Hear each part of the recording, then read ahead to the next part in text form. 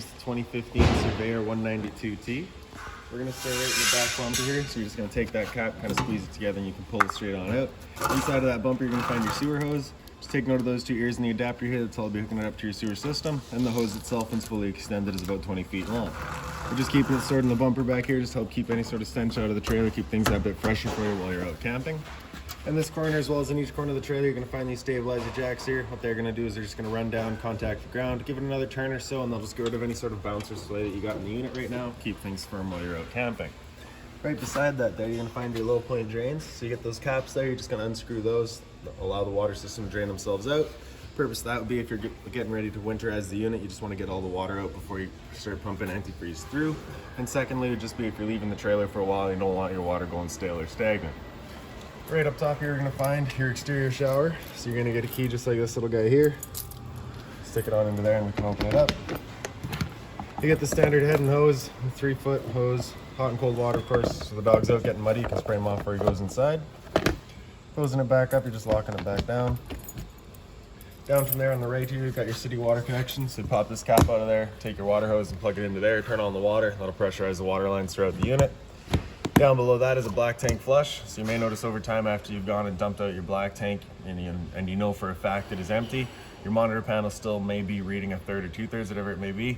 Typically that's some debris inside of your tank just hanging between the probes causing a misread. So what you're going to do is just take your water hose, stick it into here, open up your black valve that we'll show you in a second, and that'll just turn on the water, and then that'll just turn or flush out the tank, getting rid of any sort of debris that could be causing that issue. Ahead from there, we've got your cable and satellite inlets. A cable on the left, satellite on the right. So just a coax cable, plug into their respective ports there and fire up at your TV location. Right down here, we've got your sewer system. So for the cap there, you're just gonna kind of press it in. You can give it a little turn and she'll pop on out of there. Just a little dirty right now, so that's a little sticky, but there you go.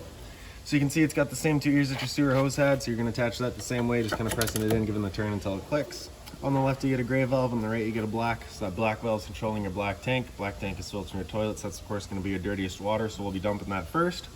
Once that's done, you'll come over to the gray. Gray tank is filled from your sinks as well as your shower, so typically cleaner water. We'll dump that last just to help keep that hose as clean as possible. Kind of between your axles and up, you're going to find this little port here. So as you pop that open, you'll find a little notch in the bottom corner there. It's going to line up with this notch here. Just going to press that into there, give it a little 1/8 turn. That'll lock it in. And then you get the threaded collar in the back there to really lock it down. Well, that little red piece there is actually just an adapter, and then you've got an extension cord here, so you're basically just going to be attaching and then running it to wherever you want, or wherever you're hooking up, right? At the end of the cord, you're going to find a standard 30 amp end, of course, so most campsites are going to have that. You can just plug straight on in and you're good to go. We'd also provide you with a 15 amp adapter, so if you're looking to plug in at home to a standard household outlet, you've got the power to do so. Right beside that there, you've just got a service port for your fridge, nothing back there for you to worry about. Exhaust for your furnace here, so if you're ever running your furnace, you just want to make sure it's not blocked off. It does get hot. And then right down below that, you do actually have a couple more low point drains there, so same as in the back, you're just unthreading the caps. One into your storage compartments here, so same key is going to open it up. Right, and you can see it right through to the other side. Right in front of the unit here, so real quick, you do actually have a bunk end right here. Same as in the back. I'm just going to set up the one in the back today. The two are the exact same. Inside of this box here is your battery. So as long as you're plugged in through that short cord in the back or your 7-pin to your tow vehicle, that battery is charging for you. These two knobs there for just loosen them off and push them back. You get access to your propane tanks here. For the video, I'll just pull it straight up. And then I can show you your change over here. So that's currently got an arrow pointing over to this tank and it's red. So that's just letting us know that we've got no propane in the system right now. This tank is of course closed, so that is why. So as we open it up, you can see that thing went green. So that's now letting us know that we've got propane in the system. If it were to go red while you've got the tank open, it's just letting you know there's no longer any propane there. The tank's now empty, so you're just gonna close that one off, flip over to the other tank and run off of the one while you get the other one filled. Up front's just a standard tongue jack, one way's up, the other way's down. Other end of your unit, we just get the other side of your storage compartments here. Inside of here you do get a little light, so that's just on its own switch. Here's a little manual wind for all of your stabilizers. One way's up, the other way's down. Water hose as well as that park adapter I was telling you about, so your 30 amp cord into there, 15 amp to a standard outlet.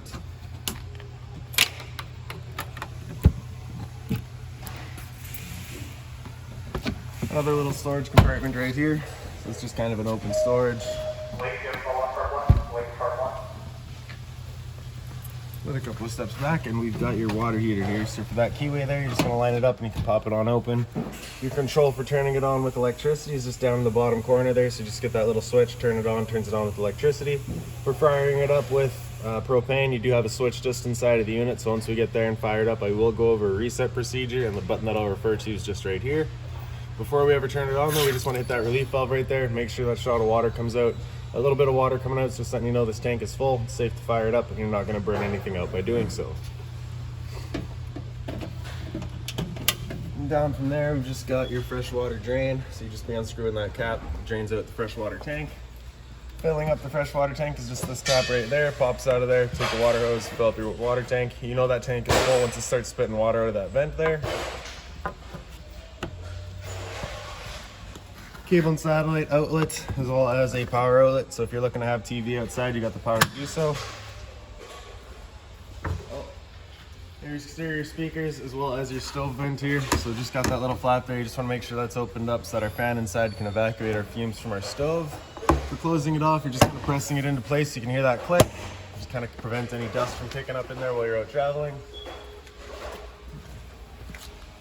And then in the back, we've got your bed end. So you're just going to pull that latch back. You can lock it.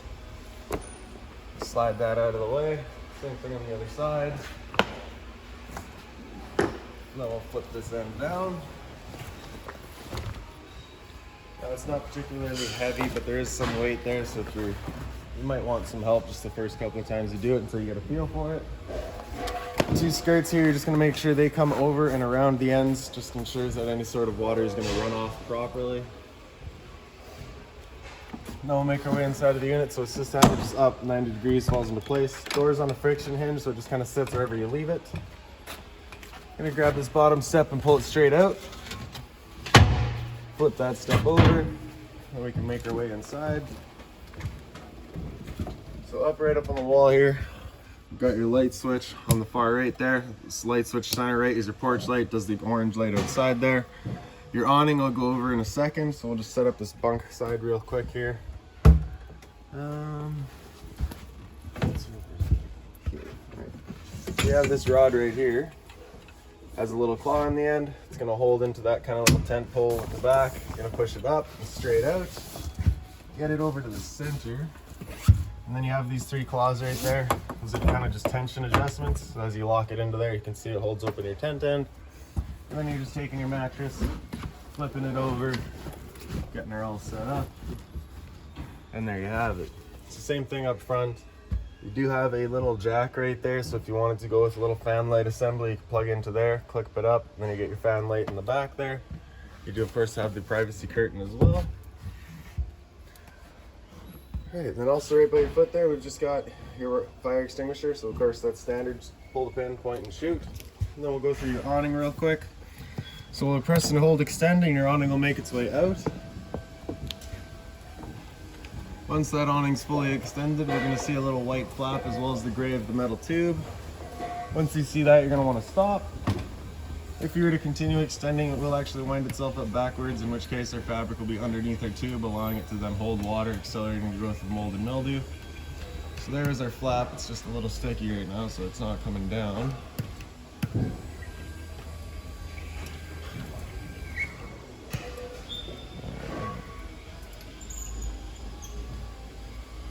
There it is. Alright, so you also see that little light strip right there, so that is your awning light. Then press and hold and retract, and that awning makes its way back in. Again, just making sure that our fabric is over top of the tube. Another thing to keep in mind with your awning is once you get up to about 15-20 kilometers an hour wind, you want to bring it back in just because it does catch the wind and you do run the risk of bending your arms.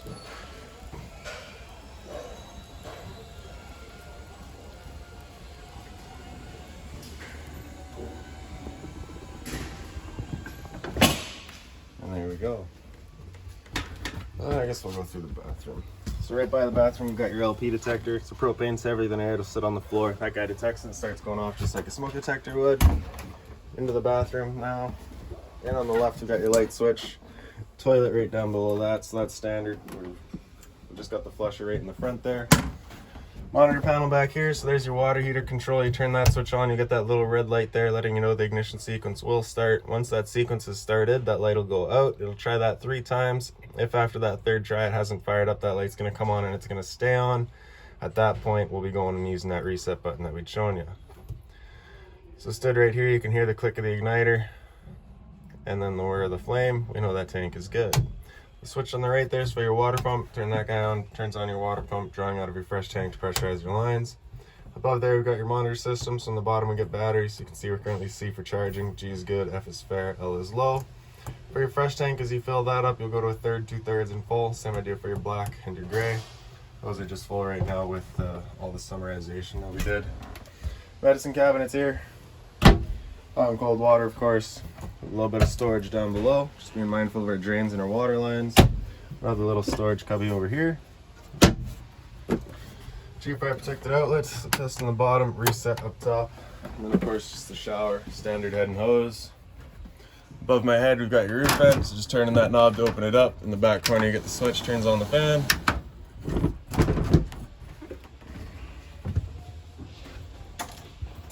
Thermostat's up on the wall right here, so you're just going to press that on button, so it wakes it up, brings it in the fan. So typically you're just going to leave that in auto, unless of course you're just looking to move some air around, then you can select your high or low fan. Otherwise, do just leave it in auto. After fan speed, you hit that mode again, it'll come into cool. At that point it'll turn on your air conditioner as with the compressor as well. So with your AC going, you basically got 2 different options. You can have this louver here closed, in which case we're using all of our ceiling ducts to move the air. Or you can open it up and it just dumps all the air into the living area here. So when you first get out to your campsite, you want that open. Cool off this air as quickly as possible, and you can close it off and start moving the air throughout. After cool, if we hit that mode button again and come down into furnace, it'll turn off the air conditioner and turn on our furnace.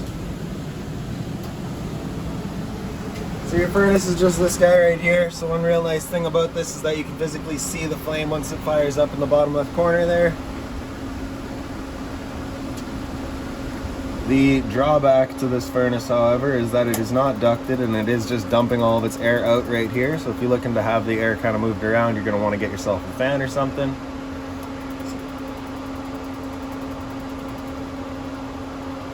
So you can see that flame going down there now. And then you'll get heat in about a minute or 2. After heat, if we just press that on off mode button again, it comes back into on off, turns itself off and just cycles back around. Into your kitchen, you do get the storage up top here. So that that pouch has got all of your remotes, all of your owner's manuals, anything like that for the unit, you'll find right in there. Above your sink, you do get a little light there. It's just got a little center push button. Sink, hot and cold water, of course. You do get the pull-out mobile head. Storage down below there. So it's just 3 small drawers. The power outlet up front here, as well as more storage right here. Microwave up top. Pretty standard, just like home. Down below that, we got your range vent, light on the left, fan on the right. So this is that fan that you want turned on with your vent outside. For the stove, you're just going to turn it over to light, hit the sparker, and she fires right up. I will just say the first time you go to use your propane system, especially if you've been away from the trailer for a while, it will take a minute just to fire everything up, just because it's got to clear air out of the lines. It's perfectly normal. Bifold cover just up and back towards you, pops into place. For the stove, you're just going to open her up, turn that knob over to pilot and press and hold. Grab a lighter, and right in the back, as soon as it clears the air out of that line, we got a pilot light. Once you get that pilot light going, you just want to hold the knob in for another few seconds and you can release and the flame will hold itself. Turn up to your desired temperature and she fires right up. Now once we're done, we're going to turn it back down just to pilot and it'll hold just the pilot light for us. But if we're leaving the trailer or going traveling, we just want to make sure that's right off. Some more storage down below there, just a little guy, as well as beside it. And then behind me we got your fridge here. So top left corner there we got your on off. So of course close to flush is on, out of flush is off. Button on the right here with it close to flush, that's going to be running on auto. Auto is first going to look for AC power. If AC power is taken away, it'll automatically flip over to gas. If you're out boondocking and you want it running solely on gas, just have that button come out and it'll fire up just on gas. Freezer up top, fridge down below. Temp selection just in the back right corner there, so as the sticker says, down is warmer, up is colder. Converter down below that, so just press the top and center, she pops on open. We got all of our breakers down the middle here. Whenever a breaker breaks, it's going to sit in the center, so you just want to turn it off and then back on. And then on the right side here, we got all of our fuses. If a fuse ever pops, you'll get a little red LED right beside it, letting you know exactly which one went. Above the furnace is a little closet space here.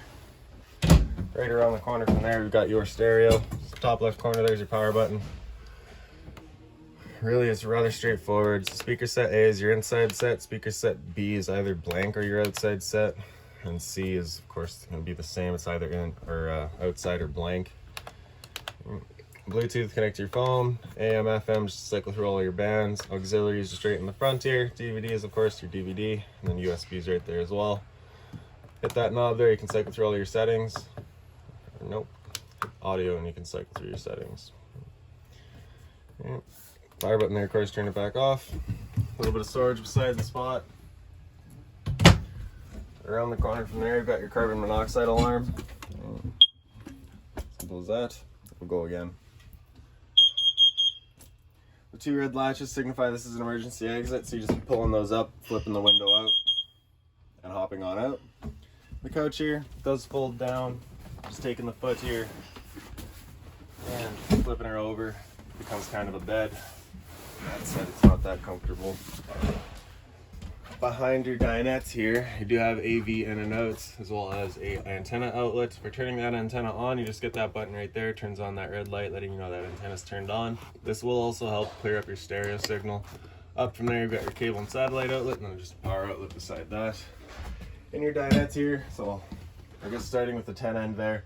So like I said, it is the exact same as the back. You'd be folding it down, taking this bar right here, flipping up the rod, pushing your mattress into place. And then once that's all in place, that actually sits up properly. For the dinette itself, you just kind of wiggle it up. You can get rid of the tabletop, and then you'd be taking the legs. You can wiggle them out of their spots as well, lay them down. Then you can see you get a little ledge on this side here, as well as on that side there. You'd be laying the dinette down on it, taking the back cushions to fill in the middle, and you get another bedding spot. And then lastly, I guess, is just underneath the dinettes themselves. You do have the storage compartments here. And if you're looking to winterize the unit yourself, access to your water tank is right under this side here. Now that is about it for this little guy. So if you've got any other questions on the unit, please feel free to give us a call, 204-237-7272.